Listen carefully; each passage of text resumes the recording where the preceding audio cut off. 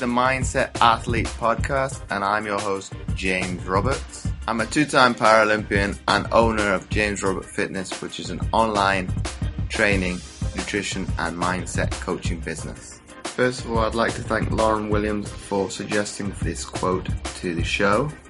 An athlete is a mindset. It's how you prepare, think, and execute. Not because of some elite status or physical stature. Anybody can be an athlete. By Chris Harth. And each week on the Mindset Athlete, we like to bring you inspirational athletes, a message, or experts talking about human optimization to teach you how to change your perception of your mindset and become 1% better. So I thought, listening to my audience and the feedback from them was they wanted to hear more and more of me, my story, my journey. So obviously, here you go, and here it goes. Obviously, the one I wanted to cover in today's episode was been very much prominent in the content that I've done on Facebook, Instagram, but it's not made an appearance on the podcast, and that is the shift in business sense. So obviously, I won't go into it in too much detail, but it's a kind of a shift from going what was from the corporate world to working with fellow amputees like myself. And the method and system process, and however you want to call it, I came up with was the AMP method. And I think beyond the realms of be it amputees, I think the system, the process, and the methodology, and to a certain extent the ideology of it will work for everybody, because it's built on the premise of the three key principles, or the three pillars that I like to use for the business is the A stands for adapt, the M is master, and last but not least, the P stands for prove. And I'll put that into some context for be it everybody that's listening and who's actually, I'm doing simultaneously doing an Instagram live, so they get it in real terms and actually get to watch this episode being recorded. And obviously, if I go back to my I'll call it early childhood, be it elementary school, primary school, and it's through speaking to somebody else, be it as an interviewee as opposed to being an interviewer, it actually came about, this idea of obviously the monkey bar. I'll call it a method. It's not really that for me because it happened and it's fact. But obviously for me, it's something that was very, I won't call it inspirational, but very much a mark in the sand that kind of stood the test of time, should I say, as I could have had a number of different alternative realities. I could have gone right as opposed to going left.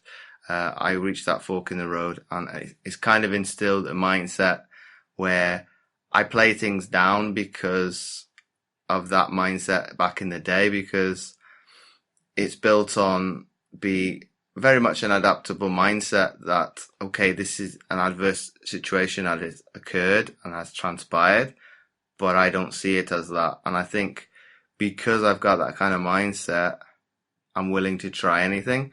So obviously, I'll give that some context, the story, so you can kind of picture it and get an idea in your head. It was, be it, my mother always talks about this from an outside perspective, so I'll take it with a pinch of salt, because she said I was sat on the sides watching my peers play on the monkey bars. And obviously for me now in my almost my mid 30s, it is something that I don't see as very much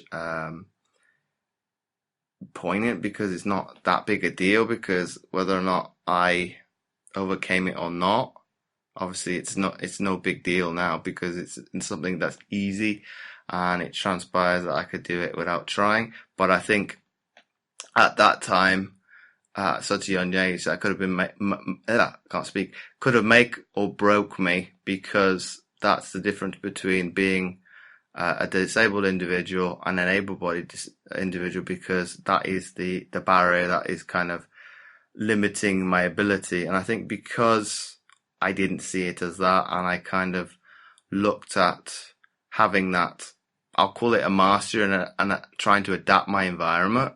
I'm coming up with a solution to what I term to be not a really big deal or not very big problem now, but obviously being between the ages of probably like 6 and maybe 10 years old. I can't remember the exact date how old I was, but that would have been a big deal, because if I couldn't play among my peers, that's going to have a massive impact on my identity, because without trying to go into too deep detail with that, you're going to be put yourself into isolation without the forethought of being able to see it. Because if you're not able to do, and this I could generalize for everybody, and somebody takes something from it, you're not doing it consciously, you would be doing it subconsciously. And obviously from somebody with that having a disability at the forefront, that's going to become more and more of a problem, because you're already at a disadvantage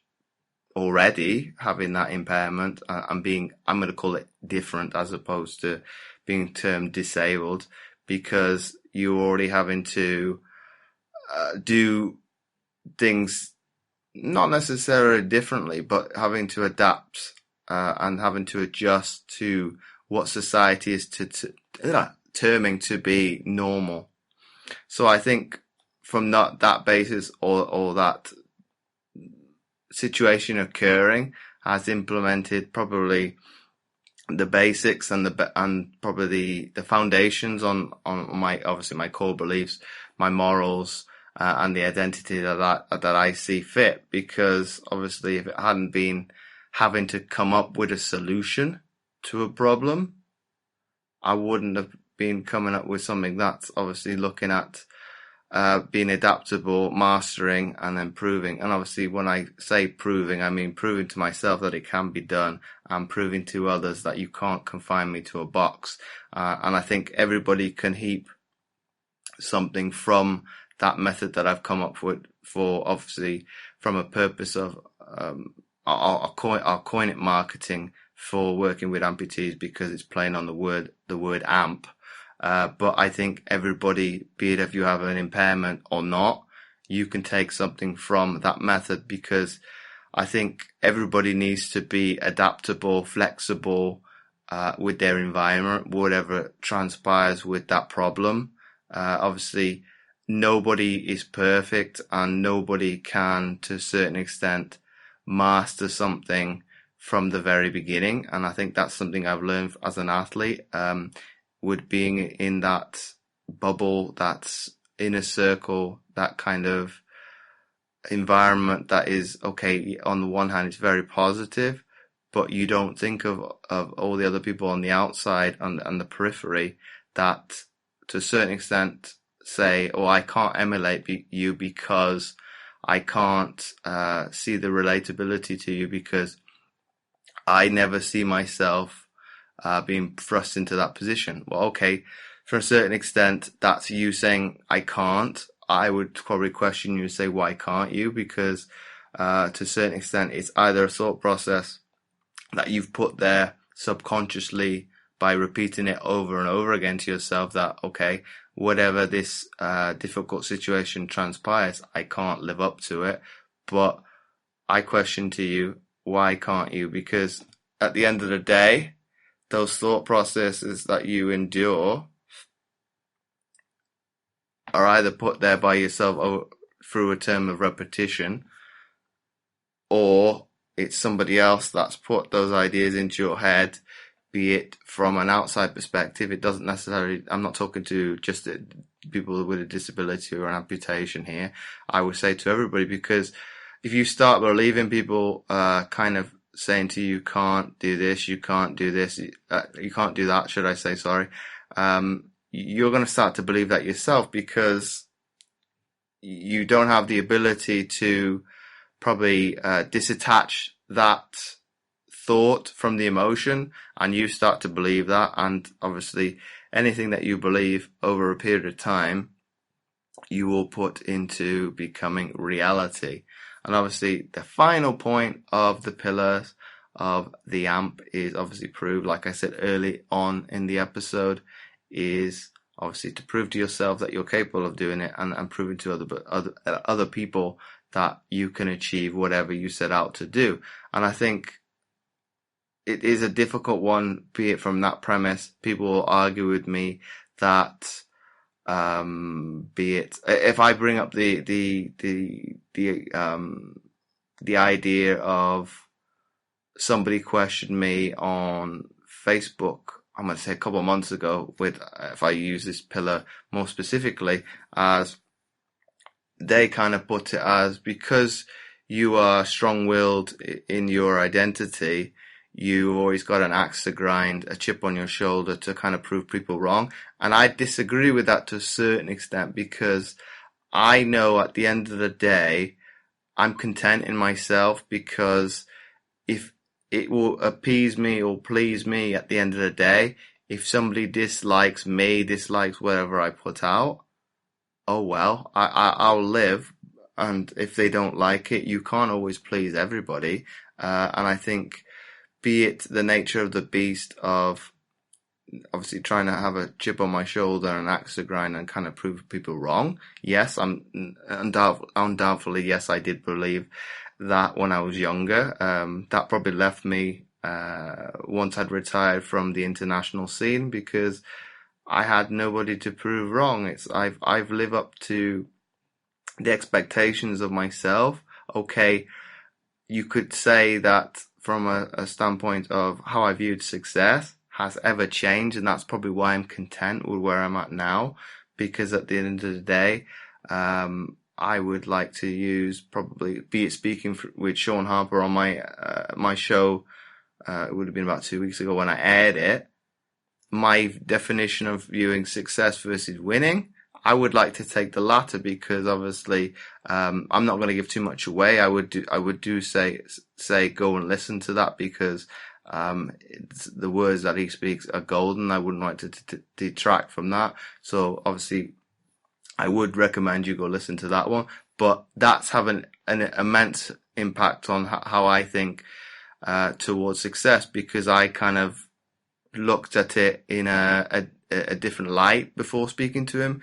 And I think, be it, obviously, it had changed from how I was thinking of success when I started out my career as an athlete, because obviously what was propelling me to want to succeed was obviously the accolades of gaining notoriety to get into a national team, making international competitions, then going obviously to the pinnacle of the sport, which is the Paralympics. And obviously the one that kind of eluded to me throughout that course of that career was the elusive medal. But I think because I've come to accept everybody's not cut out to be able to succeed at that level, I'm content. Whereas you might say to me, you kind of didn't, or I won't say you, the audience, but I would say people like to pick holes at that, because it is a view of success. Yes, technically you've not reached the height of the sporting prowess, or how success is viewed in terms of generally is financial. Okay, to a certain extent like that, I didn't reach those heights. However, looking back on my career as a whole, I would view it as a success, because obviously if you talk to me or talk to myself as a 15, 16-year-old who kind of had to a certain extent shunned away from sport, because I thought, well, I'm not going to aspire to the dream that I had of becoming a sports person, because now I know I have it. Well, I always knew I had a disability, but I'm not going to be able to realize the goal I had as a youngster of being able to play professional sports as an able-bodied peer, because I have this ailment that is going to probably curtail that being possible. So I think if I'd be able to speak to myself face to face and say, well, this is what you're going to be able to achieve over the next decade, I would like to think that that person would be, to a certain extent, in awe, and kind of say, oh, well, if I'm going to be able to achieve that, that's in my wildest dreams. Okay. As I probably got older, that probably changed, and I was little bit more skeptical of I'm not being as successful as other people, because obviously, be it transpires, it's a very competitive environment anyway, but I think society is very competitive anyway. So you look at, and you try to pick any fault in yourself where you can, because you're comparing to somebody else. So I think in a nutshell, I will come to a conclusion on this episode. Obviously, I think everybody can take an ounce of, how would I word this now? I would call it an ounce of guidance that I'm giving, be it, okay, the AMP method is designed for the amputee community, but I think, be it if you look to implement the strategies built within it, I think anybody could come out the other side as, and I'm going to coin Sean's phrase, to become a winner, as opposed to looking at to become a success. If you like this episode, please do share it with your friends, and do let me know what you thought of the episode by tagging me over on Instagram at JamesORoberts11, and again, you can do the same on Twitter and Facebook. And if you had any questions, don't hesitate to shoot them over as well. And as always, do check out my free content at fitamputee.co.uk and click on the tab Free Resources. But not forgetting, I've also started a new Facebook group, especially for the podcast, which you can find by typing The Mindset Athlete. So make sure to check that link out. It will be in the description. You can find all the show notes at mindsetgame.lipson.com under the category General.